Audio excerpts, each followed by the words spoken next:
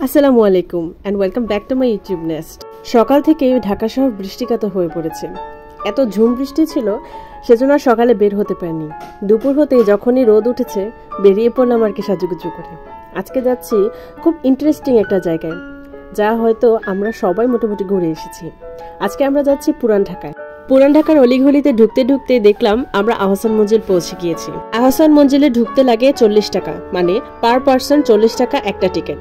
তো আমরা যেহেতু 4 জন গিয়েছি সে জায়গায় আমাদের 160 টাকা খরচ গিয়েছে। ঢোকার সাথে সাথে আমাদের সাথে যদি কোনো ভারী ব্যাগ থাকে তাহলে অবশ্যই সেটাকে পেছনে জমা দিয়ে আসতে হয় এবং সেটা থাকবে সেফ অ্যান্ড সিকিউর।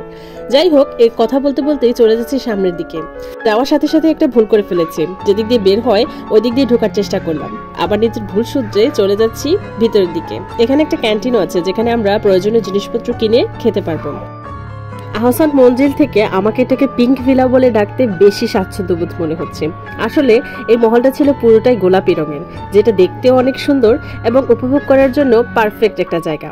এই জায়গাটা উদ্বোধন করেছিলেন তৎকালীন সময়ের প্রধানমন্ত্রী মাননীয় বেগম খালেদা জিয়া। যাই হোক, ঢুকতে ঢুকতে কখন যে ফার্স্ট ফ্লোরটার দিকে আমি অগ্রসর হলাম বুঝতে পারিনি।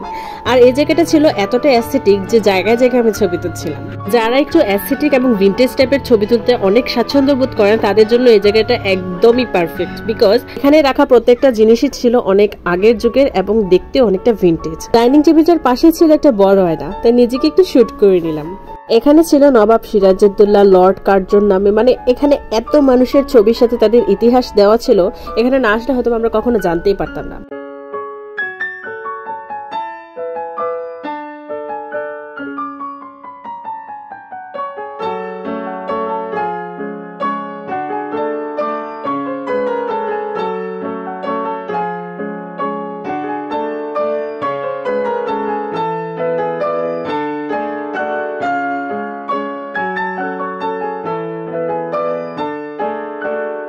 ফার্স্ট ফ্লোরে যা যা ছিল তা আমি সব দেখানোর সম্পূর্ণভাবে চেষ্টা করেছি। এখন চলে যাচ্ছি আমরা সেকেন্ড ফ্লোরে।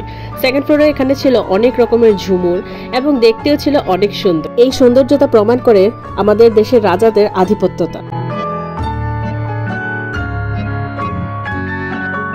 পুরোনো দিনের এই জিনিসপত্রের জায়গাতে আসলে বোঝা যায় যে আমার দেশটা কতটা ধনী, আমার দেশটা ছিল কতটাই না উন্নত। রাজাদের আধিপত্য, আমাদের সাহিত্যিকদের সাহিত্য কথা, এখানে বা এরকম জায়গাতে না আসলে আমাদের আসলে বোঝাটা অত্যন্ত মুশকিল যে আমাদের দেশটা কতটাই না স্মৃতি বহন করছে। আগেই বলেছিলাম যে এই জায়গাটা হচ্ছে এস্থেটিকনেসের জন্য, আর এই দরজা থেকে শুরু করে সিঁড়ি পর্যন্ত সবকিছু এস্থেটিকনেসে ভরপুর।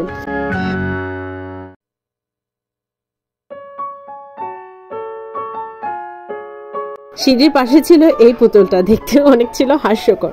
যাই হোক, হেঁটে হেঁটে চলে যাচ্ছিলাম দ্বিতীয় কক্ষে। এই কক্ষে ছিল টাইপরাইটার, বিভিন্ন লাইব্রেরি এবং দেখার মতো জিনিস। আপনারা চাইলে অবশ্যই এখানে এসে জীবনে একবার হলেও ভিজিট করে দিয়ে যেতে পারেন। আর এটা ছিল এক ধরনের বলরুম। বলরুম বলতে এখানে আগেকার দিনে ডান্স করা হতো। ইংরেজরা, বিভিন্ন রাজারা এখানেই দাঁড়িয়ে দাঁড়িয়ে নাচ করতে হয়তো। আই ডোন্ট নো, বিকজ আমি কখনো দেখিনি। যাই হোক, আমরা এখন চলে যাচ্ছিলাম বাইরের দিকে এবং বাইরেও ছিল আকাশের মধ্যে টকটকে লাল সূর্য।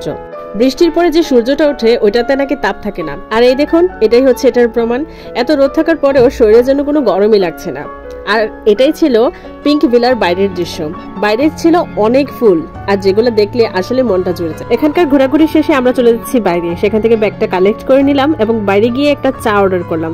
যেহেতু একটু ঠান্ডা ঠান্ডা পড়েছে, তার উপর একটু মাথা ব্যথাও করছে। সেখানে আমার আপু অবশ্যই একটা পোল্টি মেরেছে। একটা দোকানদারকে বলে একটু দোকানের ভিতরে বসে পড়েছে ঠান্ডার ভিতর। এবার হাঁটা শুরু করলাম। পুরান ঢাকায় এসেছি আর কাচ্চি খাবো না তা তো কখনো হয় না, তাই আর কি কাচ্চির খোঁজে চলতে লাগলাম পুরান ঢাকার অলিতে গলিতে। এখানে আমরা কাচ্চি খাদক নামক একটা রেস্টুরেন্ট ঢুকেছি। যদিও আমার মনে হচ্ছিল বাইরে একটা কোনো খোলা জায়গায় বসে যদি কাচ্চিটা খাওয়া যেত তাহলে আরো বেশি ভালো লাগতো। যাই হোক, আমরা এখানে বাসমতি চালের যেই কাচ্চিটা আছে সেটাকে অর্ডার করলাম।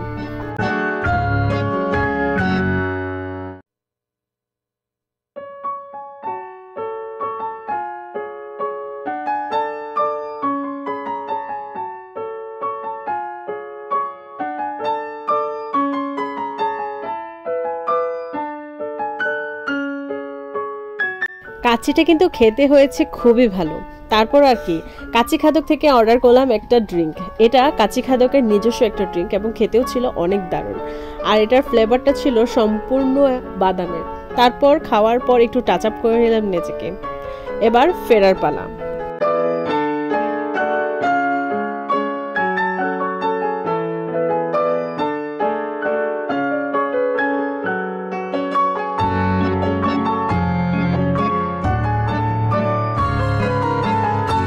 বাসায় যাওয়ার পথে স্বপ্নের শোরুমে ঢুকলাম অনেক স্বপ্ন নিয়ে, কিন্তু সব স্বপ্ন পূরণ হয় না মানুষের।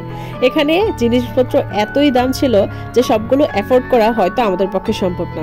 সব স্বপ্ন অবশ্য ভিডিও করতে দেওয়া হয় না। এই স্বপ্নে ঢোকার পর আমাদের কিছু অবশ্য বলে নাই, সেজন্য চিন্তা করলাম সবগুলোকে একটু ঘুরে ঘুরে দেখিয়ে নিই। এখানকার জিনিসপত্রতে ভ্যাট সহ এতটাই কস্টলি ছিল যে আমার পক্ষে সবগুলোকে উঠায় নেওয়া হয়তোবা সম্ভব ছিল না।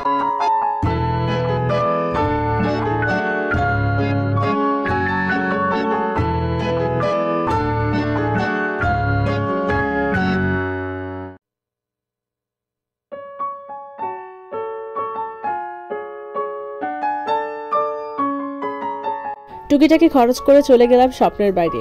আর এটা ছিল আড়ং থেকে আনা। অবশ্য আড়ং থেকে আনা এটাই হয়তো আমি এফোর্ড করতে পারবো। বাসায় ফিরতে ফিরতে আমাদের অবশ্য রাত হয়ে গিয়েছিল। আর এখানে কিছুক্ষণ টিভি দেখার পর আমরা খাচ্ছি আজকে ভেলপুরি। যদিও স্বাস্থ্যকর না, তবুও নিজের লোভ সামলাতে পারলাম না। আর এভাবে আজকের ব্লগ শেষ হলো। বিদায়, আসসালামু আলাইকুম।